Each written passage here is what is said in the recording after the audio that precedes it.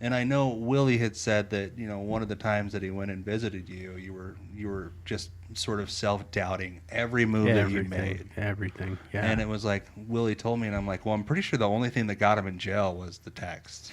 It wasn't the business that got you there. It wasn't, you working a program. It wasn't you quitting your job. It wasn't any of those things that landed you in jail. Great point. Yeah. But I have to say this. I feel so much shame right now because I'm in sobriety. I'm in recovery. Well, and here I go to jail in recovery. And it's something that you hear. People go to jail when they're like knee deep in addiction.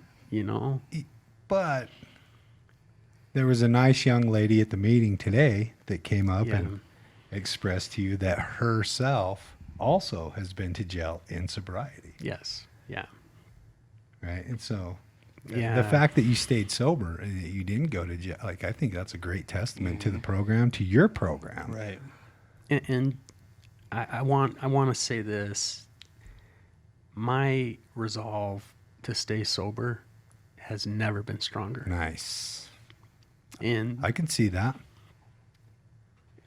I can see that. Because if you can stay sober through something like that, then you can probably stay sober through anything.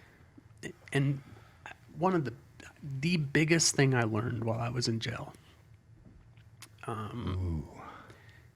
Step one was the hardest for me. Acceptance. That I was an alcoholic. That's a hard thing to accept. That a chemical has taken over your life. That's a hard thing to swallow. And I remember right before I went and checked in the third time into treatment. I went in and I talked to one of my counselors, and I remember telling him, "Am I really an alcoholic?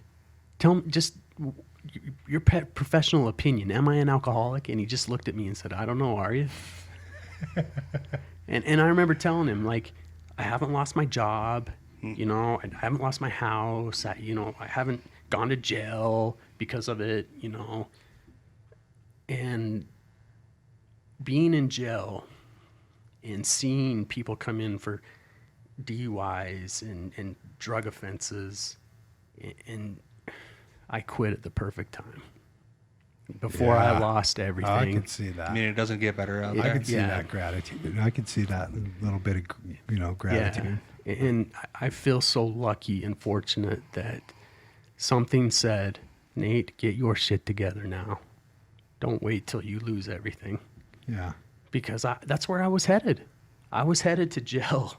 I was taking greater risks every time.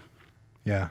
And I feel very fortunate and very grateful that people came in, that certain people came into my life when they did to help me get control of that, Well, and that's what it takes, right? As other people. Yeah, it does. We can't do this alone. I couldn't do it myself. I can't do it myself. And that was another big thing that happened when I was in jail. I felt so alone. And part of it was because I felt so out of place there. I'm not a career criminal. This is the second time I've had any problems with the law. And to be in there with people who are looking at 5 years, 10 years, there was a guy there looking at 50 years in federal prison. And I felt so out of place and alone. Like I didn't have anyone to talk to. And, I'm a sensitive guy. Sensitive guy. I am. And, you don't show emotion when you're in jail. You keep that bottled up. And, the first night, well, it wasn't the first night. It was the first night I was in the dorm. In population. In population. It was Monday night. And I just got settled into my bunk in my pod. And I hear on the loudspeaker, AA. And I went. And it was one of the guys from our meetings. Yeah. Somebody you know. Yeah, and he knew who I was, and he couldn't really acknowledge me because of the rules with the jail, you know, and he couldn't talk to me afterward or before, you know, or single me out. But it was like, oh my God, like, I just felt this like, hey, everything's going to be okay. You know, he came over, he shook my hand, and just, Kind of looked at you. yeah. And then the week after, you show up, Yeah. you know. What up? And it was like, it was like a miracle.